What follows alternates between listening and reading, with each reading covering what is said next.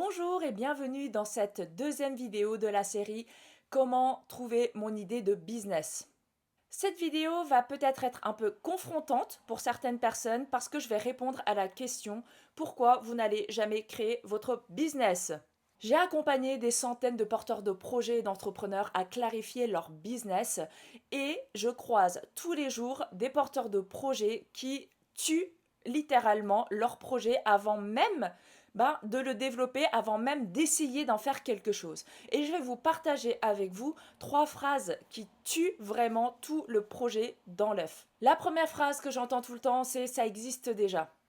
Ah, mais il y en a d'autres qui le font, je l'ai déjà vu passer, etc. La bonne nouvelle, c'est que s'il y a des concurrences et qu'il y a un marché, qui dit marché dit potentiel business. Donc ça, c'est la première bonne nouvelle pour vous, si ça existe déjà, si d'autres personnes le font comme vous. La deuxième bonne nouvelle, c'est que vous n'allez pas avoir à éduquer les gens. À éduquer les gens sur un nouveau produit, sur une nouvelle offre, sur un nouveau service, sur un nouveau domaine.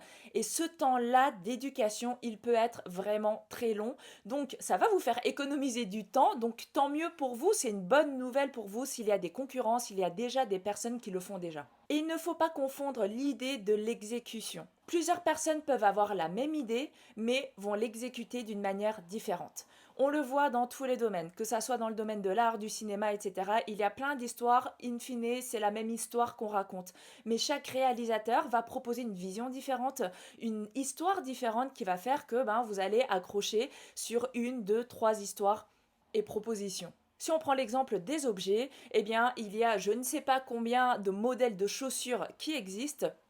Et j'ai envie de dire heureusement parce que moi personnellement il y a des modèles que je n'aime pas du tout. Voilà, c'est juste les goûts et les couleurs. On ne décide pas. Et puis il y a d'autres modèles qui existent. Il y a de nouveaux créateurs qui vont émerger et puis qui vont peut-être proposer aussi des modèles qui vont aussi me plaire. Et donc il faut garder en tête que il y a l'idée d'un côté et il y a l'exécution d'une autre. Et je suis sûre que vous avez déjà vécu aussi cette situation, que ça soit par exemple les vidéos YouTube, il y en a plusieurs qui vont parler du même sujet, mais pourtant vous n'allez pas avoir la même affinité, vous n'allez pas accrocher avec les mêmes personnes, et donc eh bien c'est ok, et heureusement qu'il y a de la diversité dans ce monde, c'est ce qui le rend plus beau. Chacun a des goûts, chacun a des affinités, il en faut pour tous les goûts. Donc, si ça existe déjà, c'est une bonne nouvelle pour vous et ça va être à vous d'être force de proposition pour sortir du lot ou pour en tout cas proposer votre vision du monde, votre vision du sujet que vous avez envie de traiter. La deuxième phrase qui tue tout projet avant même d'avoir réalisé quoi que ce soit, c'est d'autres le font mieux que moi. Vous trouverez toujours quelqu'un qui fera les choses peut-être mieux que vous. Maintenant, tout le temps que vous passez à aller regarder les personnes qui font les choses mieux que vous ou à aller chercher combien de personnes font déjà ça et combien le font mieux que moi, eh bien ce temps-là, mettez-le sur vous, sur qu'est-ce que moi je peux faire pour améliorer la situation, qu'est-ce que je peux faire pour rendre mon idée encore meilleure. Et puis, s'il y a des personnes parmi ceux qui le font mieux que vous, qui vous inspirent, prenez-en de la graine, tirez-en des leçons, et puis vous prenez ce dont vous avez besoin pour vous aider à vous améliorer à votre tour. Un petit point de vigilance, parce que ça, je le vois tout le temps, nous ne pouvons pas être le jugé et le juge en même temps. Donc, dans la mesure du possible, arrêtez de vous juger parce que nous sommes vraiment nos pires juges. Voilà, parce que j'en vois beaucoup qui sont très bons, voire excellents dans leur domaine, et puis qui regardent toujours ceux qui font mieux qu'eux, et donc qui se trouvent nuls, etc. Ne vous jugez pas, c'est pas à vous de vous juger, entre guillemets, et s'il y a des personnes qui trouvent ce que vous dites intéressant, s'il y a des personnes qui trouvent vos services ou vos offres intéressantes et qui les ont aidés, eh bien ce sont les seuls qui sont à même de dire si vous avez été d'une grande aide pour eux ou pas.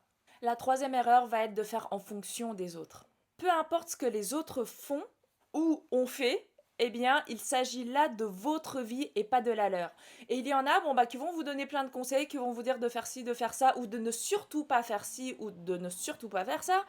Et eux, ils vont continuer à kiffer leur vie, tandis que vous allez en fait vous réfréner et vous rendre malheureux de ne pas avoir osé, par exemple, prendre la décision de créer votre entreprise et d'avoir une vie qui ne vous convient pas, tandis que voilà, les autres ils vont continuer leur petite vie tranquillement dans leur coin.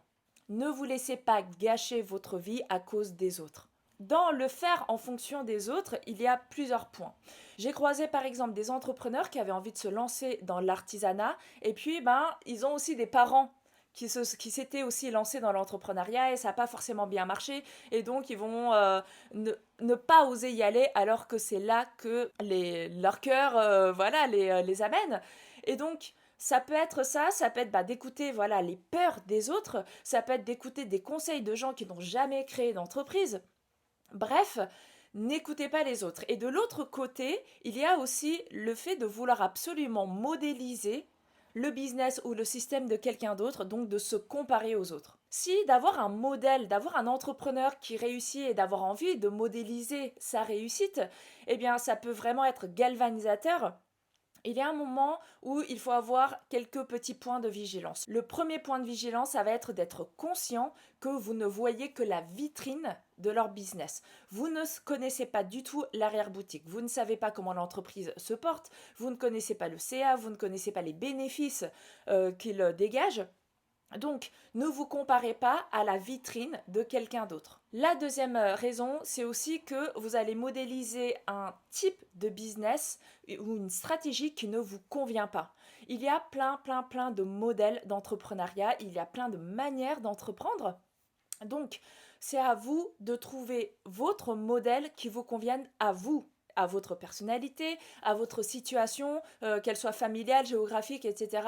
Mais en tout cas, il faut absolument trouver votre propre modèle. Il reste une question qui peut vraiment vous figer, c'est est-ce le bon moment? Et si je me trompais? Et si? Tous les et si, ça va être l'objet de la prochaine vidéo. Donc si vous voulez être sûr de ne pas la louper, eh bien activez la cloche et abonnez-vous. Si vous avez des petites questions qui vous viennent, eh bien mettez-les en commentaire. Je prendrai le temps d'y répondre.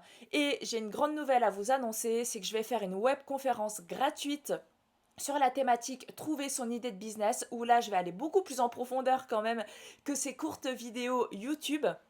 Et ça va être vraiment aussi complémentaire aux conseils que je vous donne ici. Donc je vous mets tous les liens en description pour avoir les informations et puis pour pouvoir vous inscrire. Et moi je vous dis à bientôt.